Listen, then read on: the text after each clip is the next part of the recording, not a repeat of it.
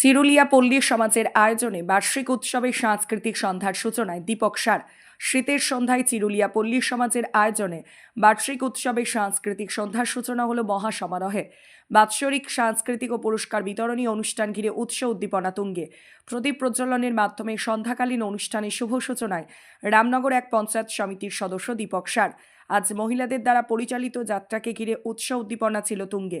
রামনগর এক পঞ্চায়েত সমিতির সদস্য দীপক সার বলেন, এ ধরনের আয়োজন খুবই প্রশংসাযোগ্য।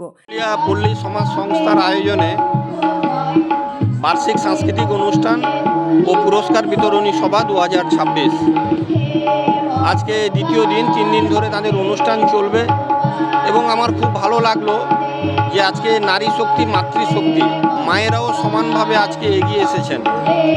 তাই মায়েদের দ্বারা যাত্রা অনুষ্ঠান হবে। এলাকার বহু মানুষ এখানে এসছেন, জাতি ধর্ম বর্ণ নির্বিশেষে সবাই এখানে যাত্রা দেখবেন এবং বিভিন্ন ধরনের প্রতিযোগিতাও আয়োজন করেছেন। এই প্রতিযোগিতাকে কেন্দ্র করে এলাকার বহু ছাত্রছাত্রী তারা নতুনভাবে তারা শুরু করতে পারবে তাদের জীবনের যে নতুন অধ্যায়। পড়াশোনার সাথে সাথে তাদেরকে খেলাধুলা এবং সাংস্কৃতিক চর্চায় আরও এগিয়ে আসতে হবে। শরীর যদি ভালো না থাকে তাহলে মন ভালো থাকবে না। এই প্রতিযোগিতার মধ্য দিয়ে তারা যাতে এগরা বিধানসভার নাম উজ্জ্বল করে, বাবা মার নাম উজ্জ্বল করে, সাথে সাথে আমার জেলার নাম উজ্জ্বল করে, তারা আগামী দিনে যাতে রাজ্য স্তরে সুযোগ পায়, তাদেরকে আমাদের সকলকে এগিয়ে নিয়ে যেতে হবে। এ বিশ্বে যা কিছু সৃষ্টি তা চিরকল্যাণকর, তার অর্ধেক করিয়াছে নারী, অর্ধেক তার নর। বর্তমান সমাজে নারী পুরুষের ভেদাভেদ নেই। আমাদের রাজ্য সরকারের পক্ষ থেকেও নারীদের ক্ষমতায়নের লক্ষ্যে বিভিন্নভাবে আমাদের রাজ্যের মানবিক মুখ্যমন্ত্রী তিনি সর্বদা মহিলাদের পাশে থাকছেন এবং মায়েরা যাতে সমানভাবে এগিয়ে আসতে পারেন। আপনারা দেখবেন যে আমাদের যে ত্রিস্তর পঞ্চায়েত নির্বাচনে আমাদের মায়েদের জন্য, মহিলাদের জন্য 50% আসন সংরক্ষিত, মানে পঞ্চায়েত বলুন, পঞ্চায়েত সমিতি বলুন বা জেলা পরিষদ। তাই মায়েরা যদি এগিয়ে আসে সমানভাবে আমাদের পুরুষদের সাথে, তাহলে দেখবেন দেশ সমাজ জাতি আরও এগিয়ে যাবে। তাহলে আমাদের কাজের অনেকটা সুবিধা। চিরুলিয়া পল্লী সমাজের আয়োজনে বার্ষিক উৎসবে মিউজিক্যাল চেয়ার প্রতিযোগিতা, শঙ্খধ্বনি প্রতিযোগিতা, হাঁড়ি ভাঙা প্রতিযোগিতা, ফুটবল ছোড়া প্রতিযোগিতা, যেমন খুশি সাজো প্রতিযোগিতা। আজ সন্ধ্যায় সাংস্কৃতিক অনুষ্ঠানের সাথে সাথে অনুষ্ঠিত হল মহিলাদের দ্বারা পরিচালিত যাত্রা। অনুষ্ঠানে উপস্থিত ছিলেন সভাপতি সুকুমার বান্না, সমীর নায়ক, বিমল কুমার নায়ক, ইন্দুভূষণ প্রধান প্রমুখ।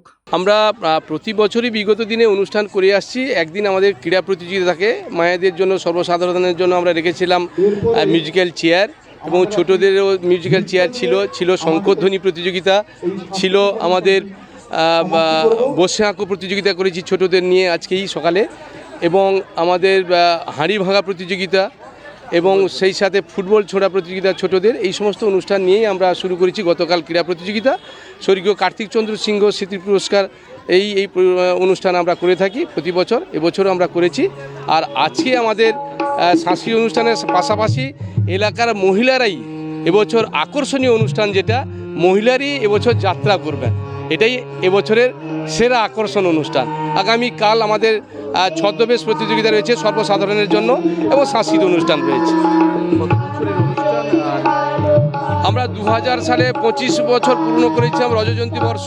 মাঝখানে কোভিডের জন্য বন্ধ ছিল। আমাদের প্রয়াত দুজন কর্মী আমাদের সংস্থার সাধারণ সম্পাদক ছিলেন, তারা গত হয়েছেন, তাদের আত্মার শান্তি কামনা করে আমরা অনুষ্ঠান শুরু করেছি। এবছর 27 বছরে পড়ল। অনেক বিশিষ্ট ব্যক্তিরা উপস্থিত ছিলেন, রামনগর এক পঞ্চায়েত সমিতির সদস্য ছিলেন, কি বলবেন? না, দীপকবাবু তো সর্বক্ষণের আমাদের সাথী। যখনই আমরা তাকে আমন্ত্রণ জানাই, কাছে পাই এবং তার সাহায্য তিনি প্রতিবারেই আমাদের সঙ্গে করেন। আমরা সত্যি আপ্লুত এবং আনন্দিত। আগামী দিনও তিনি প্রতিশ্রুতি দিয়েছেন আমাদের সঙ্গে থাকবেন, এতে আমরা আপ্লুত এবং আনন্দিত এবং তার সুস্থ কামনা করি। এবং সাথে সাথে আরও একটি কর্মসূচির কথা আপনাদের জানাইনি, আমরা মেডিকেল ক্যাম্প করেছিলাম। প্রায় 350 রোগী এখানটায় চিকিৎসা পেয়েছেন বিনা পয়সায় এবং মণিপালের মতন ডাক্তারদের আমরা নিয়ে এসেছিলাম। আমার নাম ইন্দুভূষণ প্রধান, আমি এই ক্লাবেরই প্রাক্তন সম্পাদক, বর্তমান সদস্য।